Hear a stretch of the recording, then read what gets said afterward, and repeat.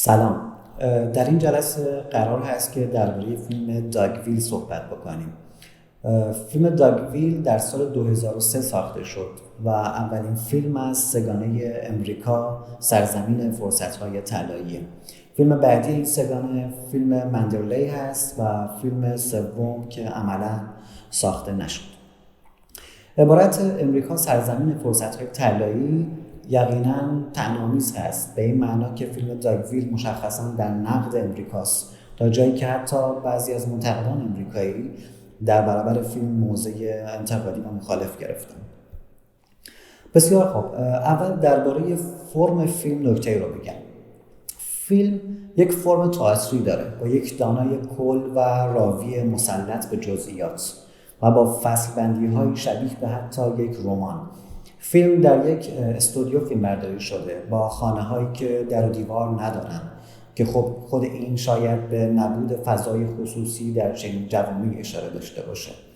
همینطور در شهر همه چیز با خطکشی از هم متمایز شدن، با سگی که برای مثال فقط نقاشیش روی زمین بهش موجودیت میده و همینطور با باقی جزئیاتی که در فیلم مشخص.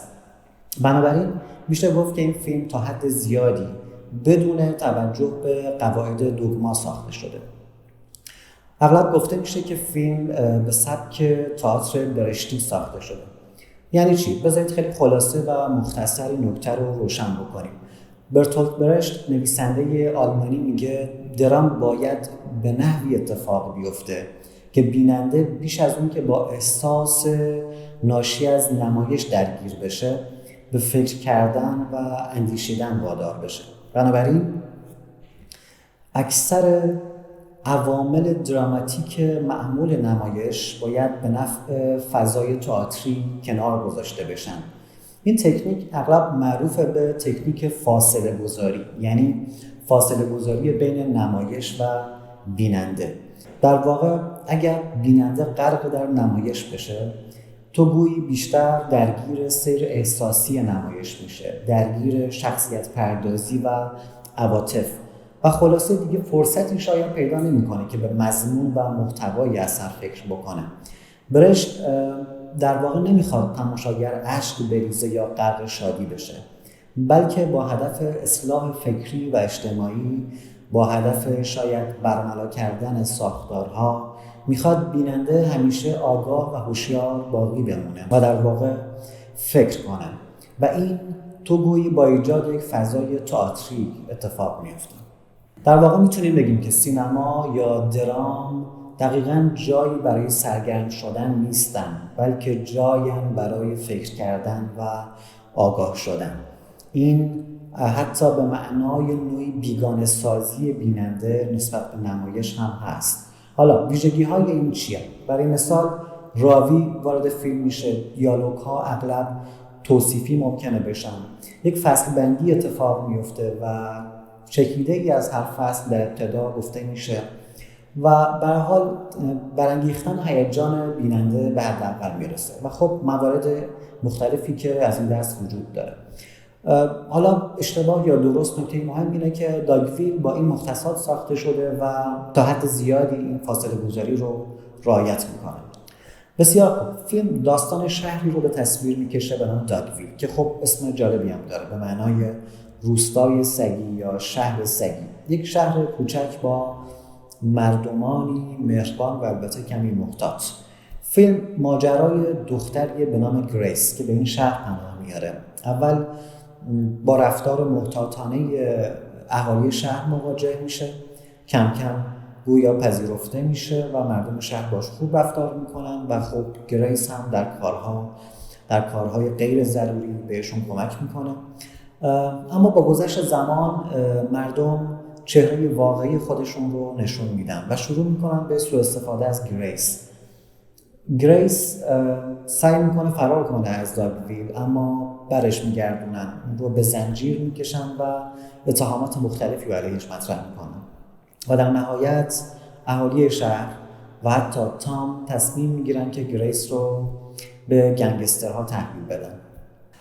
اما در نهایت میفهمیم که رئیس گنگسترها کسی نیست جز پدر گریس و اینجا در واقع ورق برمیگرده و گریس که یک فرد مهربان بوده اینجا تبدیل میشه به یک انتقامجو با هدف نجات انسانیت و بنابراین کل اهالی شهر رو به خاطر رفتارهای بدشون مجازات میکنه. اجازه بدید با نکات فیلم همراه بشیم تا درک دقیق تری به دست بیاریم.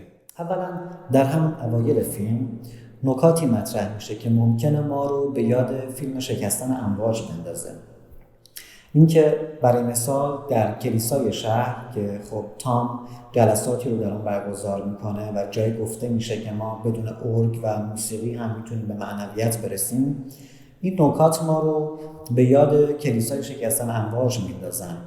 کلیسایی که فاقد ناقوس بوده، فاقد موسیقی بوده و وضعیت مشابهی داشته. و البته این تفاوت هم وجود داره که اگر در شکستن امواج ناقوسی وجود نداره، اینجا ناقوسی وجود داره که برای تعیین ساعت بهره کشی و بیگاری کشیدن از گریس به صدا در میاد.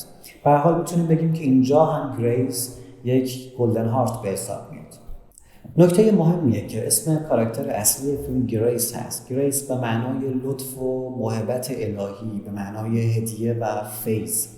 این یعنی گریس تو گویی هدیه‌ایه که اومده تا مردم شهر رو از ملال و بدبختی نجات بده و به اونها به اصطلاح مهربانی و دوستی هدیه بده. هدیه‌ای در حکم لطف الهی برای بیدار کردن انسانیت. و از طرف دیگه شاید مهم باشه که این واژه به معنای ضرب الاجل، فرصت و مهلت هم هست و گویا اومدن گریس در حکم یک فرصت، مهلت یا ضرب الاجله که مثل یک آزمون الهی عمل میکنه. این آزمون که مشخص بشه اهالی داگویل میتونن در عمل هم اخلاق و انسانیتی از خودشون بروز بدن یا نه. اینجا یک اشاره خیلی خیلی مختصری هم بکنم که این ایده لطف و فیض ممکنه یادآور بحث فیلسوفی باشه به نام آگوستین قدیس که معتقد اراده انسان اساساً با گناه نخستین تعریف میشه و بنابراین اراده انسان یک اراده گناه آلوده. انسان در واقع با گناه پیوند خورده و برای رهایی از این گناه آلود بودنش به لطف و محبت الهی نیاز داره. تنها همین لطف و محبت الهیه که میتونه میل انسان به گناه رو متوقف بکنه و این لطف یک هدیه رایگانه بدون اینکه انسان لزوما شایستگیش رو داشته باشه. گویا در این فیلم هم اهالی داگویل که خب شاید تجسمی از انواع جوامع مختلف انسانی باشن، حالا با یک هدیه و محبت رایگان مواجه شدن، اما به معنای اون رو هدر میدن و در نهایت به رستگاری نمیرسن. مطمئن نیستم که فونتیلیه آگاه بوده باشه به این مفهوم آگوستینی، اما از انتخاب اسم گریس در این فیلم برمیاد که دست کم معنای مشابهی از این مضامین رو در ذهن داشته. در هم ابتدای فیلم تام میگه مردم این شهر چیزهایی رو فراموش کردن و من میخوام بهشون یادآوری بکنم. تام در واقع فیلسوف و روشنفکر این شهره و تا بخش زیادی از فیلم هم خوب عمل میکنه، اما در نهایت گویا روشنفکر بودن و فیلسوف بودن هم نمیتونه به این هدیه و محبت الهی آری بگه و در نهایت در آزمون شکست میخوره. اما نکته مهم بعدی اینه که با توجه به اینکه این شهر در امریکاست به یاد میاریم که در بحثمون درباره فیلم رقصنده در تاریکی نکته درباره امریکا و سلما به عنوان یک خارجی مطرح کرده بودیم. اینکه امریکا نمیتونه به لحاظ اخلاقی به تمامی پذیرای خارجی ها باشه. در این فیلم هم مؤلفه‌های زیادی در مورد امریکا وجود دارن. برای مثال جای عکس پرچم امریکا رو میبینیم، جشن اهالی داگویل رو میبینیم که به مناسبت روز استقلال امریکا برگزار میشه و موارد دیگه‌ای که به هر حال در فیلم وجود دارن و قابل تشخیصن. گرچه اینجا گریس خودش یک امریکایی به حساب میاد، اما فضای جامع به قدری بسته است که پذیرای خارجی یا غریبه نیست. اما مهم اینجاست غریبه رو تنها تا جایی میپذیرن که برای جامعه سودآور باشن، برای جامعه منافعی داشته باشه و کار بکنه. خب این رسما یکی از نقدهای فیلم به امریکاست. و البته چیزی که شاید به کل غرب هم بشه نسبتش داد. کشورهایی که تو گویی میزبان خارجی ها هستن تنها به شرطی که خارجی ها بتونن براشون کار بکنن، سودآور باشن و تنها به شرطی که تو گویی میزبان بتونه ازشون بیگاری بکشه و به معنای واقعی یا استعاری بهشون تجاوز بکنن. این اتفاقیه که برای گریس هم میفته و دیگه مهم نیست که این خارجی چقدر میتونه برای میزبان دوستی، تنوع، روشنی و عشق برمغان بیاره. میزبان فقط به سود فکر میکنه و به همین معنا تمام کسانی که در چنین جوامعی هستند هم باید در مناسبات پیچیده کاری و مالی و اقتصادی قرار بگیرن. یکی از کاراکترها میگه زمانی برای رأی دادن از شهر خارج میشدیم، اما از زمانی که دیدیم رأی دادن پولی شده فکر کردیم که به دموکراسی نیازی نداریم. چنین جامعه‌ای بر اساس سود و پول بنا شده. حتی جای مختلفی از فیلم میشنویم که گفته میشه صنعت باربری ایجاب میکنه که فلان کار رو انجام بدیم. خود راننده کامیون به گریس میگه درخواست من از تو شخصی نیست بلکه بخشی از صنعت باربری. و خب موارد مشابهی که در فیلم به چشم میاد. تام به گریس میگه 2 هفته وقت داری تا خودت رو ثابت بکنی، تا خدمات بدی، تا رضایت اهالی رو جلب بکنی. و در ادامه همین خدماتی که باعث میشه اهالی شهر به موندن گریس رأی بدن. این یعنی جوامع بسیاری وجود دارن که حتی همونطور که گفتم لطف در معنای عام، حتی محبت و عشق و دوستی رو هم تنها به شرط نافع بودن، به شرط کاربردی بودن و خب سودآور بودن عینی میپذیرن. و بعد چه اتفاقی میفته؟ اهالی میگن اگر بخوایم اجازه بدیم همچنان در شهر بمونه باید برامون بیشتر کار بکنه و حقوق و دستمزدش باید نصف بشه. گویا این ماجرا صرفاً بهانه‌ایه که بتونن از طریقش از گریس بهره‌کشی بیشتری بکنن. بهانه‌گیری‌ها از اینجا به بعد بیشتر میشه، بهره‌کشی شروع میشه، سختگیری‌ها بیشتر میشه، اتهامات مختلفی علیه گریس مطرح میشه و حتی بچه‌ها هم در واقع بدجنسی میکنن نسبت بهش و همینطور تجاوزها شروع میشه. در واقع گریس به قول راوی مثل سیبیه که خب میتونیم بگیم اینجا خورده میشه و به هدر داده میشه و افول اخلاقی اهالی شهر هم از همینجا شروع میشه و حتی تام هم به گریس خیانت میکنه. اما این نکته هم وجود داره که چنین جوامعی چنین رفتارهای زننده و غیر انسانی رو پشت مفهوم تصنعی و بی‌محتوایی به نام قانون پنهان میکنن. جایی که اولین بار پلیس به شهر میاد و عکس گریس رو به دیوار شهر میزنه، مردم میگن کار درستی نیست که با قانون همکاری نکنیم.